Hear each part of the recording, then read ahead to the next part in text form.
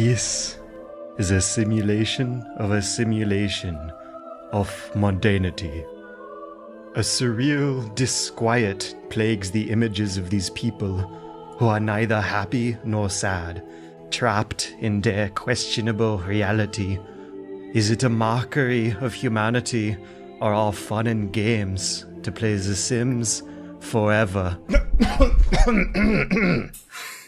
Sorry about that. When I was a kid, my grandfather was really into model trains. He had converted an entire room of the basement into a mountain pass with a little mid-century nostalgic American red brick town that intersected with tunnels going through mountains that extended 20, 30 inches into the air. It seemed like the trains were more of a gateway for getting into hobby miniaturing in general. A lot more of the world's plastic was being devoted to roads and canals and overpasses, trees and hills and buildings than for the trains themselves. It was ostensibly a train set, but really, he was making his own little world in that room.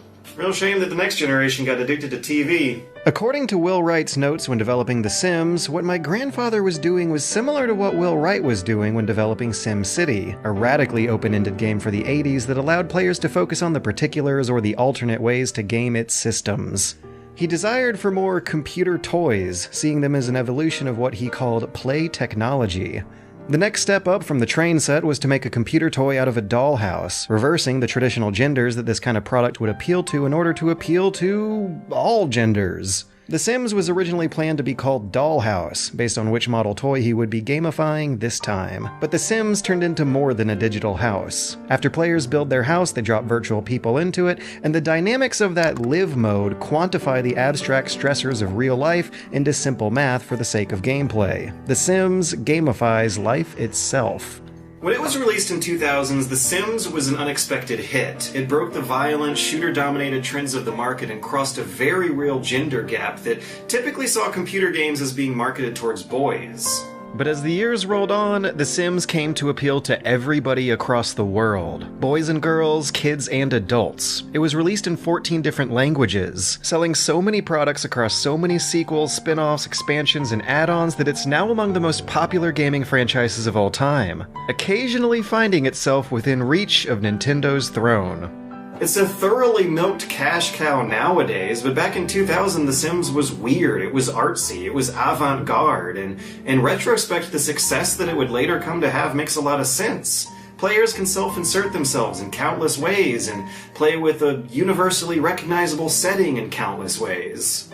The aesthetics of a generic American TV culture spoken in gibberish were intended to make The Sims' world globally recognizable, and the relative utopia of The Sims' economy, where everyone starts adulthood with $20,000 to spare on fantastically underinflated construction costs supported by an abundant job market with no higher education requirements, that makes personal, intimate, realistic, self-insert wish fulfillment and power fantasies easily within reach, as well as being outlets for experimentation, creativity, humor, frustration, and even sadism. In the evolving conversation about the ideological and political influences behind game design, I've always found it fishy that sim games and city builders are not pointed at as suspect number one. These are game designs where the gameplay itself is in manipulating society on a large scale, and there's obviously some kind of idealism behind the utopia the Sims live in. Unfortunately, Will Wright and much of the original team behind the original game are elusive these days and unresponsive for interview questions, but even if they weren't, they would just be repeating themselves. Because the behind-the-scenes processes behind the inspirations and the making of The Sims is very well documented. So well documented, in fact, that the original game's manual has a reading list of the source material they use. So, let's do this. Here's a bunch of highly generalized summaries of some of them based on really quick skim-throughs and reviews.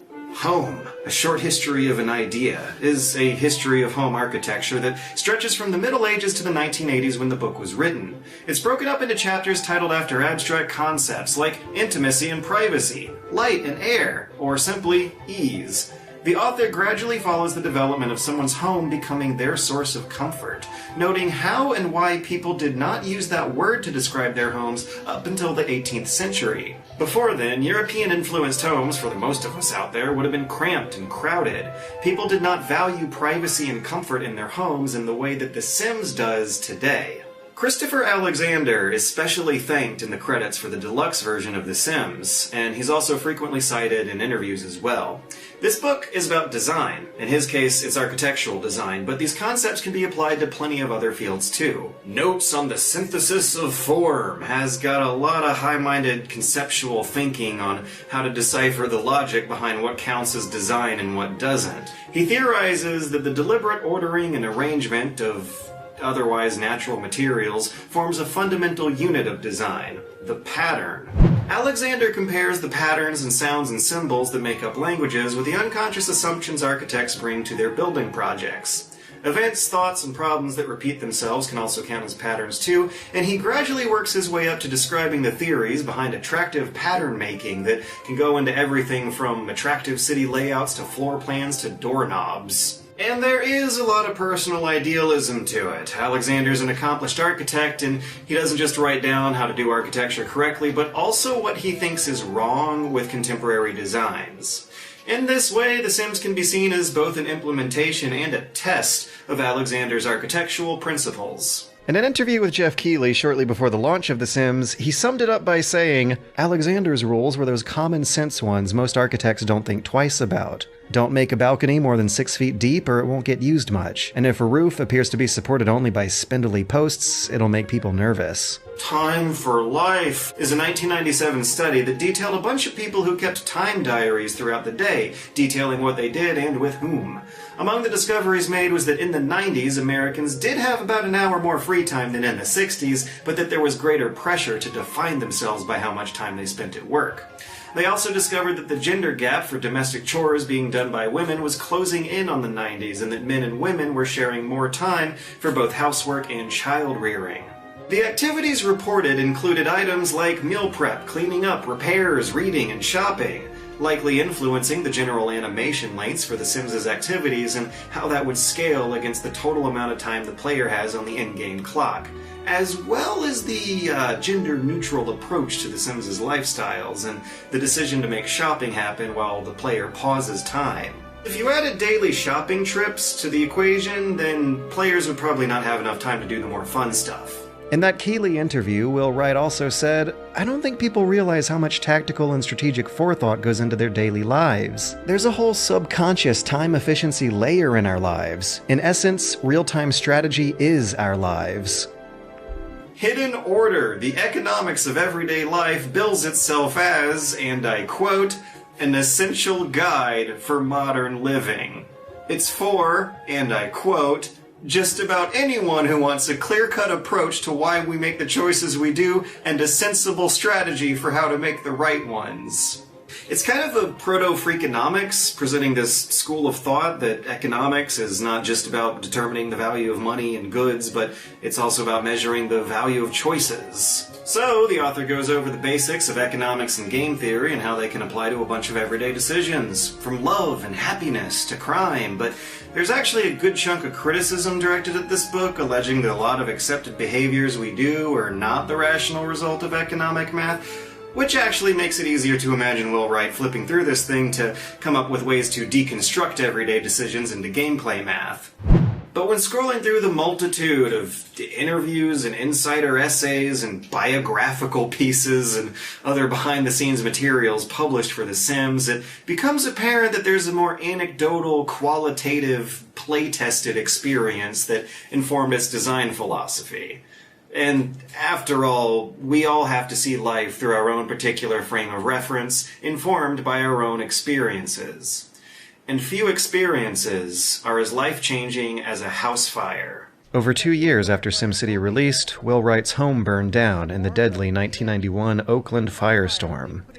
Their escape from the disaster was dangerous and dramatic. He drove through what he describes as a corridor of flames, with a car full of family and neighbors, returning to see chimney shafts and melted vehicles left behind.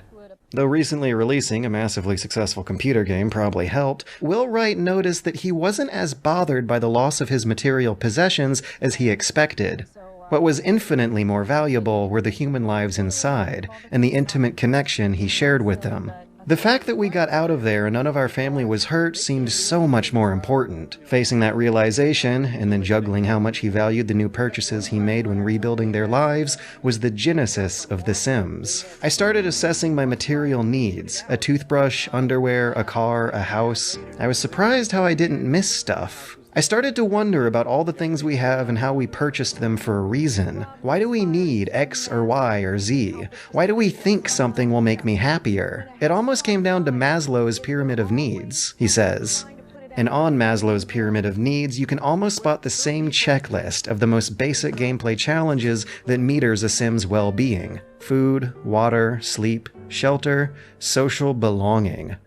Further up is self-esteem. Sims won't want to work on self-improvement or on the professional skills or exercises or charisma that allows the player to unlock new activities and jobs unless they've already satisfied a bunch of lower needs first, which are represented by more close-ended, simpler gameplay goals. The higher levels of Maslow's pyramid, the self-actualization stuff, is what the player's in charge of. This is the player expressing themselves creatively, achieving self-motivated goals, and gaming the game's open-ended systems into something unexpected or clever that has you thinking up your own exciting story for it along the way. That's the hook of so many great simulation strategy games, how they stimulate the playfulness of your imagination, and that's the design philosophy that you see outlined over so many of Will Wright's old notebook pages.